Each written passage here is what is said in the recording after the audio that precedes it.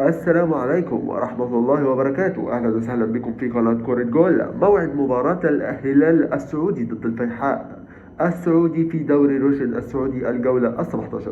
لكن قبل ما ندخل في تفاصيل هذه المباراة أرجو منكم أولا فضلا وليس أمرا ذكر الله والصلاة على حبيبنا المصطفى صلى الله عليه وسلم تحت في التعليقات، ولا تنسوا دعمنا بلايك واشتراك في القناة لنستمر إن شاء الله. أمامكم التفاصيل الآن. يستضيف ملعب المملكة أرينا مباراة قوية تجمع ما بين الهلال السعودي ضد الفيحاء السعودي في دوري روشن السعودي الجولة ال17.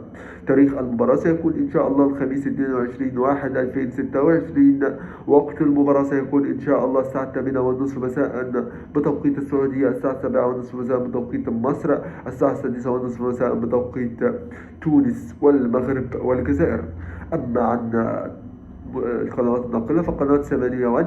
أما عن ترتيب الفريقين فيأتي في المركز الأول الهلال السعودي ب 38 نقطة، ويأتي الفيحاء في المركز ال12 ب 14 نقطة فقط لا غير.